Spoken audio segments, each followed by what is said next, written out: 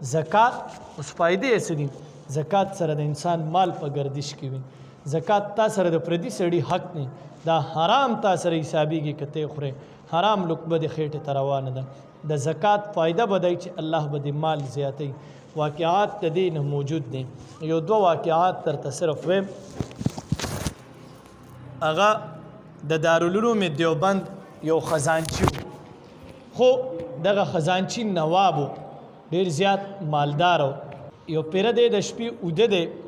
او غل راغی او د ده په کور کې بکسه پرته ده د پیسو. هغه بکسې باندې ټوله شپه تېره که دی پې پوه دی خو غږ ورته نه کوي. چې کله تهجدو ټیم شو نو راپاڅېدو دی بیدار شو. ورته وایي ځوانه تا ټوله شپه په دې تېره که اوس یې ځان مه ستړی کړو، دا تا نه نه کولاویږي. غل خو وتښتېدو. خو د دغې نواب دا کوم چې خزانچي و د دارالعلوم دیوبند د ده یو تکیه کلام و. یو لفظ به یې ډېر وي، د الله په فضل سره، د الله په فضل سره. چې چا به ورته څه دي وایي د الله فضل دی، څه دې وکړل د الله فضل سره وشو، به دا هر ټایم به یې د الله فضل وي. نو د غل دا واقع چې اوس کومه وه تهجدو کې خو ده ته وي، خو چې سهار مونځ ته لاړو نو محتمم صاحب ته وایي محتمم صاحب وایي جي وایي نن خو د الله په فضل سره د الله غضب وشو، د الله په فضل سره د الله غضب وشو، یا د الله فضل سره د الله غضب راغلو. نو محتمم صاحب هم ورته خاندي چې دا ته څه وې، د الله فضل او د الله غضب دا څنګه یو ځای کېږي. و صاحب خو تکیه کلام ورته وایي غل راغې ټوله شپې زما په خزانه تېره که کلاوې نه کو تهجدو کې ورته مه ووایي چې نیشي. وایي تا دا غل ونه نیسلو؟ وایي نه. وایي که ده تا نه خزانه وړې وه؟ وایي دا د ما نه نه شو وړې. ولې؟ وایي ما تاسو نه حدیث اورېدلی دی چې کوم انسان د خپل مال زکات پوره ورکوي د ده مال ته به الله هېڅ نقصان نه رسوي. زما یقین دی زه خپل زکات 100 انې ورکوم، زما مال غل نشي پټولی، زما مال غل نشي پټولی. محبوب علیہ السلام یو پیره حتیم کې تشریف فرما دی. دې کې دا کاروباریان دا روزګاریان ټول ووري. نو سملګری لګیا شو یره د فلانو خو ډېر زیات نقصان وشو، سمندر کې یې مال ډوب شو. محبوب علیہ السلام وفرمایل وایي د هغه انسان مال به یا په اور ضایع کېږي یا چېرته په اوبو په سمندر به ضایع کېږي چې کوم سړی زکات نه ورکوي.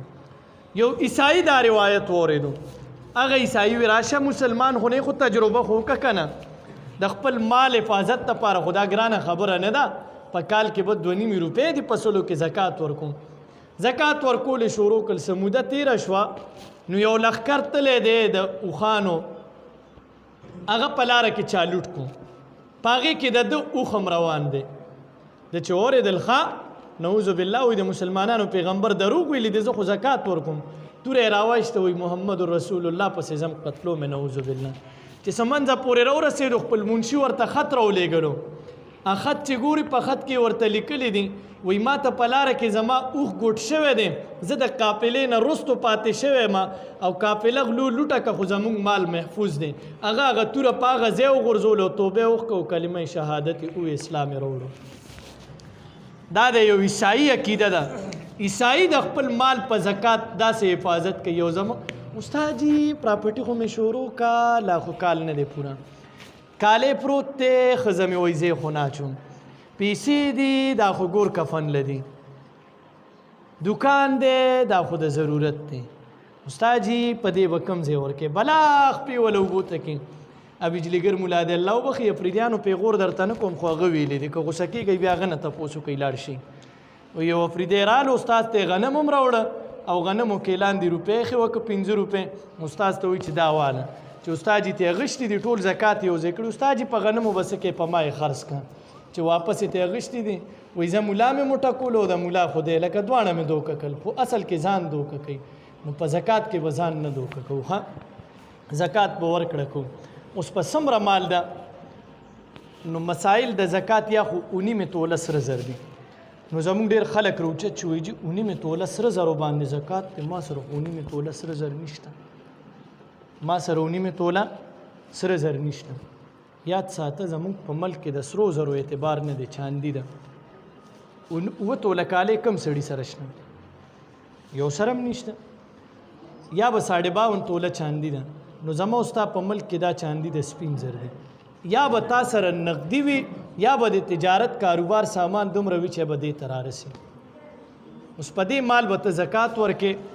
خو یاد ساته کالې پترې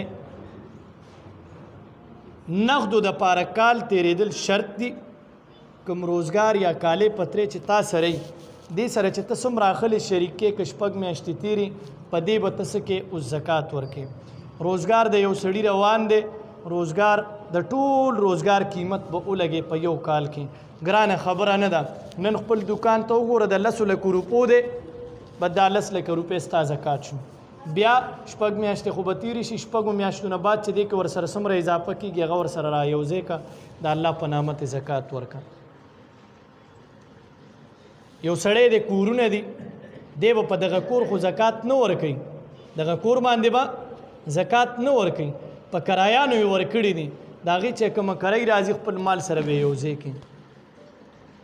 یو سړی دی د ځمکو روزګار کوي د ده د ځمکې روزګار چې څومره دا رسي په کال کې دننه نن یې وګوره نن ستا د ځمکې روزګار ته کې د 500 لکو روپو ته ځمکې اخلې خرڅې نو په 50 لکه زکات ورکړه ورسره نورې را یوځای کېږي هغه هم ورسره را یوځای که زکات پې ورکړه فیصله ته مال راکړه ښه پوه شې زکات پې ورکوي نو یو دویمه خبره اوس پې ورکې چاته او شو څومره 2.5 روپۍ 100 روپۍ دي ټولې را یوځای که سره زر دي د خرڅ قیمت یې څومره دی تا نه زرګر په څو اخلي مثال په 1.5 لک توله ده خو زرګر تا نه په لک اخلي دغه اعتبار به ولګې نقد در سره پرتی دی ورسره را یوځای که ضرورت نه ما سوا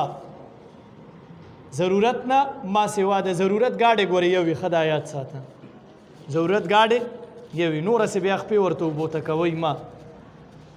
په جامه جوړه 3 جوړه جامې دا ستا د دغه دي ښه هلکانو سره دا موبایل دا سپېړې چې در سره دي ټول به زکات ورکوئ موبایل د ضرورت شی دی په موبایل کې ضرورت صرف اورېدل نه اورېدل دی ها چې چا سره دي اوس که یو هلک وایي چې زه پلار سره نو کوم بچي چې پلار سره یو ځای دي بالغ دي که چېرې روزګار د پلار نه بیلي خو دی به ورکوي او که روزګار پلار سره خو هغه روزګار هم داسې چې څه ګټي هغه راوړي پلار له په جولۍ کې ږدي داسې زوی نشته اول ظلم بیا به بل څوک نو هر سړی به بیا خپل زکات پوره ورکړي ورکوي به اوس چاته قرآن اته خلقه خولی دي یو خو به خپل علاقې نه بار کې خپل علاقې نه اله بار کولی شي چې بل ځای قحطي سیلابي زلزلې یا مسلمان د کافر په ملک کې د ظلم د په بیا ورکولی شي کینی خپل علاقه کې به ورکړي انما الصدقات للفقراء دا د فقیر حق ني فقیر زما ستا غونته ني بیګام هم نه د خوړلې مال راکه نه فقیر هغې ته وایي روایاتو لیکلي چې ملای بالکل داسې راتاوه شوي دی لوږې د ده د املا دومره لوږه پرې راغلي چې د املا یې داسې راتاوه شي ده سره هېڅ هم ني والمساکین مسکین څه ته وایي دغې ته نه وایي چې دا بازار کې درته ودرېږي یو 15 روپۍ راکړه نه مسکین هغه ته وایي چې ده سره د یو څو وختو لږ ورته خوراکي د ده پې وخت تېرېږي ده ته مسکین وایي والمؤلفة قلوبهم او کافران داسې چې تا ته پته چې په دې کافر زه خرچه کومه دی به ایمان روړي وفي الرقاب او غلام مسلمان چرته کې شوی غلام دی هغه آزادولی شي په دې زمانه کې په داسې وګڼه یو سړی په ناحقه په جیل کې پروت دی هغه ضمانت کولی شي والغارمین او قرضدار خو قرضدار یې هغه نه ګورې زما ستا په دې ملک کې ملک دې په قرضو روان دی نو کاروبار به څه په قرضونو کې ډوبیم نه زموږ ملک په قرضو دی نو ښه خبره دا ده چې ورکوي ټول خو قرض هم بیا هغه قرض چې په تا سره کوم مالي ته پې قرض ادا کې او هغه ټول ورکې وې که ځان بچ کې الله بانه نه راټول مال به راغونډ کې خرڅ کا ځان صفا کا تالان کا هر څه ادا کا قرض که بیا پاتې شو 52 ته رسي ښه ده که نه رسي بیا نه وفي سبیل الله د الله په لاره کې وابن السبیل او چاته مسافر ته فریضة من الله دا د الله فریضه ده والله علیم حکیم الله بهتر پوهېږي حکمت والا ذات دی نو زکات به ورکوئ که نه انشاءالله چا باندې فرض دی زکاتونه ورکوي مال به مو پاکېږي او زموږ پیر و مرشد پیر ذوالفقار صاحب خو فرمایي وایي د 2.5 روپو په ځای خیر د 15 روپۍ ورکوي ځکه انسان د خپل حساب کتاب کې غلط شي نو چې څه کمې پیسې پاتې کېږي الله به هغه دې کې وباسي نو زکاتونه ټول ورکوي کورونو کې ځان ته بانې مه ګورئ ښځو ته که ښځه درته وي اوس ښځه بالکه د کالي زکات که خپله ګټي خو بیا به ښځه ورکوي او که ګټي نه نو بیا به یې ته ورکې او که چېرته درته وي چې دا کالي خو ستا دی نو د نر بچې به نه چې والې ته یو خرڅې که عمرې ته پېزه ډارې کړه په هغه وخت یې واله او ډارې کې خرڅوه وی چې ستا دی که نه نو دغه زکات دی زکاتونه ورکوي او دویمه خبره مستحق ته ورکوي کوم غیر مستحق دی نو مهرباني وکړئ د زکات مستحق نه هسې در ته مزه پردو ورونو ته مه ودرېږه الله د دې نه منع فرمایلی الله وایي چې کوم سړی سوال کوي حدیث کې راځي نو چې څومره دی سوال کوي دومره دی ځان ته د دوزخ اور جمع کوي او دومره په ده باندې نوره قحط سالي راځي نو دا نه چې شاپر راوالی او چېرته ګاډې راشي بورې وي او بس ګورې نه صیبه ښه مزېداري خور یې ورته ودرېدلی مال هم بورې راکړه او هغه هم بورې راکړه زه مستحق یم نه چې په لاسو روغ جوړې مزدوري کولی چې زه هم دې سړي ته اړو زکات اجت نشته دی